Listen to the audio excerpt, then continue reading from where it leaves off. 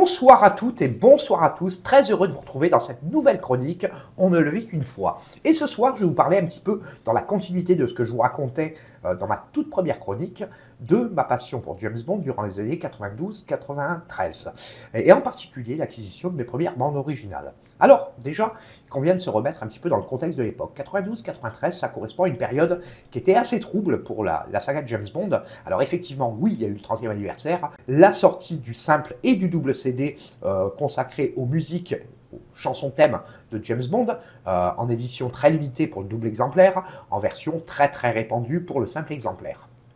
92-93, ça correspond aussi à l'époque où la saga James Bond était bloquée pour des questions juridiques. Je renvoie naturellement à tout ce qu'on sait aujourd'hui sur l'affaire Giancarlo Paretti, Crédit Lyonnais, Pathé Communication. Et une petite aparté concernant le Crédit Lyonnais. Le Crédit Lyonnais, c'est une banque qui, à cette époque-là, justement, dans les années 90, était une banque nationalisée, qui était finalement tout à fait à l'image du pouvoir mitterrandien, un espèce de bâton merdeux géré par des gens très peu scrupuleux. Bon, il faut se rappeler qu'historiquement, le Crédit Lyonnais, d'ailleurs, durant la Seconde Guerre mondiale, avait largement collaboré via ses accointances avec la Deutsche Bank, ce qui pose d'emblée le décor. Et dans les années 90, ça a été effectivement le problème avec la MGM et l'acquisition assez suspecte, puis plus tard, un tout petit peu plus tard, une année après, l'affaire Tapie et la vente d'Adidas. Bon voilà, ça plante directement le décor du type de banque qui était gérée par l'État à cette époque-là. Bon voilà, cette parenthèse étant fermée, on va pouvoir passer à la suite. Et donc durant les années 92-93, comme je l'ai raconté, je faisais mes études à Marseille. Et j'ai eu l'occasion de rencontrer celui qui restera pendant plusieurs années mon meilleur pote, qui était tout comme moi un passionné de cinéma, pas spécialement de James Bond, mais plutôt de cinéma asiatique et de cinéma hongkongais, en particulier du travail de John Woo de cette époque-là. Et à l'occasion d'une conversation, il me raconte qu'il connaît une boutique à Marseille qui était spécialisée dans les bandes originales. Alors, qu'est-ce que je fais naturellement en tant que futur fan de James Bond, je me rends dans cette boutique et je fais la connaissance du patron de la boutique qui devait avoir une cinquantaine d'années et qui avait travaillé justement dans le monde de l'édition musicale. Et je lui parle un petit peu de ma recherche de bandes originales de films, de James Bond, etc. J'avais déjà acquis auprès de Virgin Megastore le double CD du 30e anniversaire avec toutes les chansons thèmes. Et je lui pose la question de savoir si on peut trouver séparément les bandes originales de chaque film. Et effectivement, il me répond oui, c'est possible. Il y a EMI aux USA qui les réédite régulièrement, etc. Elles ne sont pas distribuées en Europe, mais par contre, je connais un de mes contacts aux États-Unis qui peut me les faire venir, à condition que j'en commande au minimum 5 ou 6 exemplaires.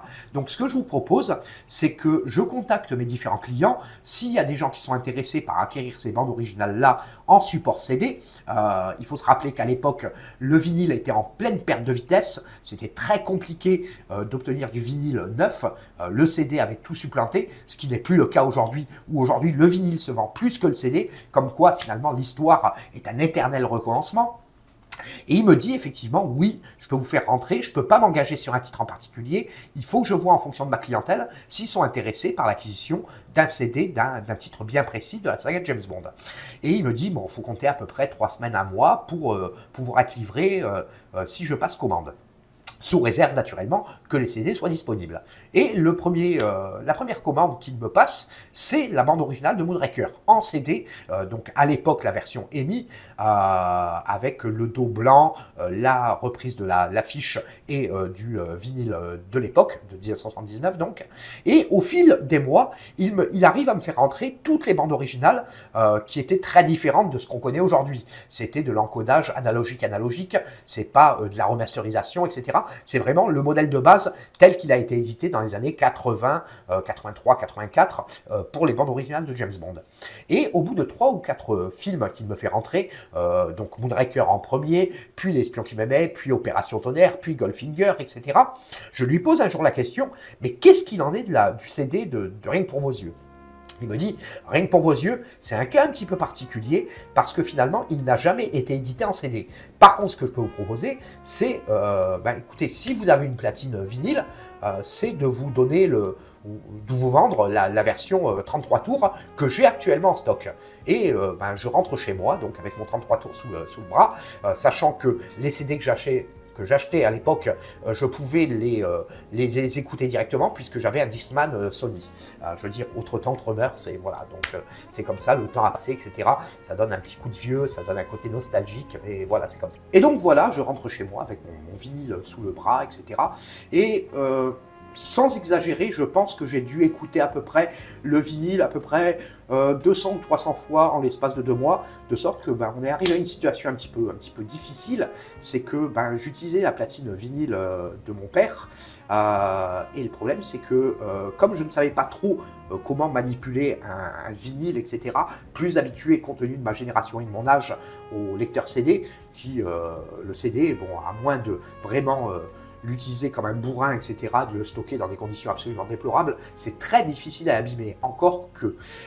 Toujours est-il que j'ai bouffé la cellule de mon père, la cellule de la platine vinyle, et je me suis pris un bon soufflet dans les règles de l'art, parce qu'à l'époque, il n'y avait pas Internet, et pour trouver une cellule de remplacement, il ne fallait pas forcément la commander, même si les pièces commençaient à devenir un petit peu difficiles, compte tenu de la perte de vitesse et de la perte de diffusion du vinyle par rapport au CD, il fallait faire 40 km pour aller dans une boutique spécialisée, commander la cellule. Bon, le remplacement de la cellule par lui-même n'est pas très compliqué, ça prend à peu près 3 minutes, et moi-même je le fais régulièrement sur ma platine actuelle, une Pioneer PL 990, la cellule coûte 29 €, ça prend 2 minutes à changer, c'est pas compliqué, et c'est vrai qu'effectivement en changeant la cellule assez régulièrement, on va dire à peu près toutes les 1000 heures d'écoute, ce qui est quand même déjà assez conséquent, c'est vrai que ça permet de faire un gain sur la qualité sonore assez impressionnante. Bon, enfin bref, ça c'était une petite anecdote.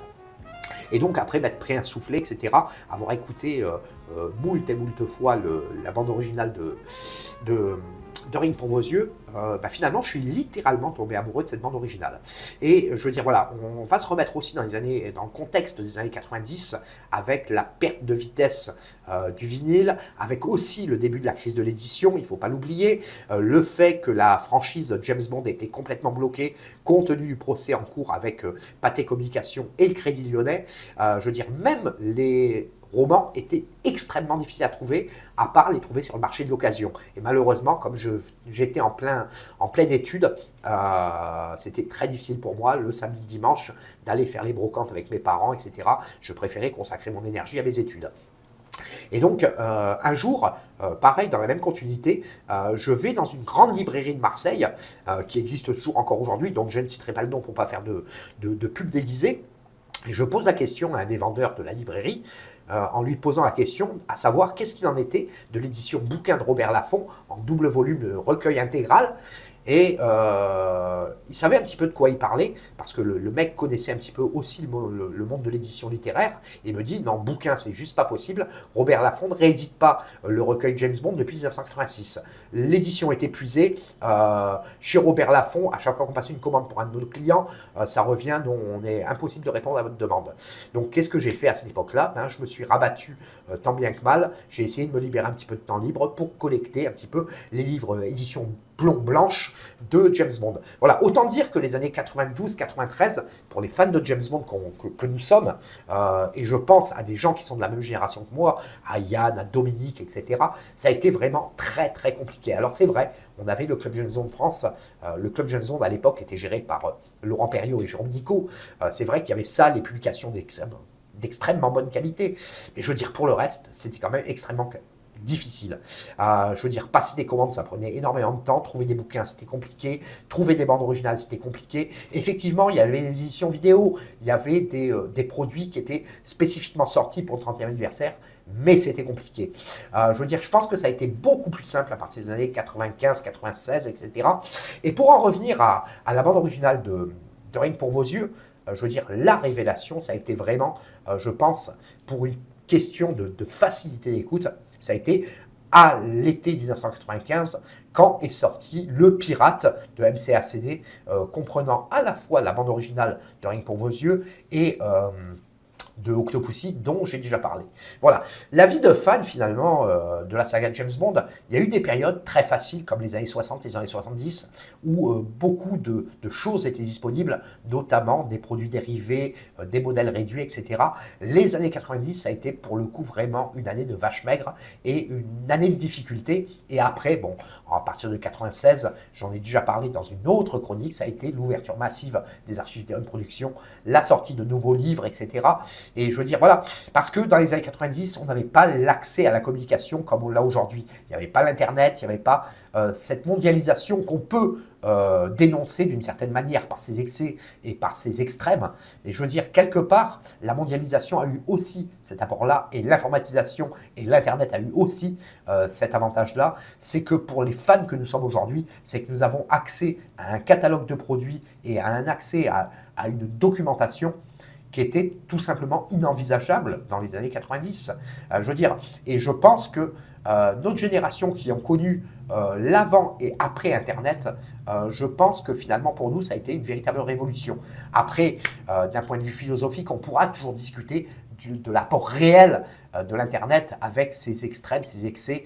Je renvoie naturellement à certaines vidéos sur TikTok, etc., qui ne présentent pas beaucoup d'intérêt ou qui ont tendance à débiliser les gens, je dirais, sans être extrême dans mes propos, mais c'est ce que je pense. Mais tout simplement, pour en revenir aux fans de James Bond que je suis, les années 90, ça a été une période difficile, mais je pense que la passion vient aussi de cette difficulté à trouver de la documentation, de l'information, et de la source, tout simplement. Et je pense que l'acquisition de ces bandes originales dans les années 90 a été pour moi une étape cruciale dans ma passion pour James Bond, en plus de la découverte des films à partir de 1995, avec la sortie de GoldenEye. Mais je veux dire, cette étape-là, je pense qu'elle est essentielle dans la vie d'un fan, la difficulté tout simplement de pouvoir vivre et de faire vivre sa passion. Et je veux dire, voilà, c'est ce que je voulais évoquer ce soir. Je vous remercie de m'avoir écouté. Comme d'habitude, n'oubliez pas, si cette vidéo vous a plu, j'aurai l'occasion de prolonger d'ailleurs ma vie de fan des années 90 dans une prochaine vidéo, je ne sais pas quand. Et donc, voilà, ce que je voulais dire, c'est si cette vidéo vous a plu, n'oubliez pas de liker, de vous abonner, de partager. On peut toujours en débattre, etc. Revenir un petit peu sur nos histoires communes de fans. Comment on a découvert la saga, quelles ont été nos difficultés. Et voilà, c'est ce que je voulais partager avec vous ce soir. Je vous remercie de m'avoir écouté et je vous dis à très bientôt.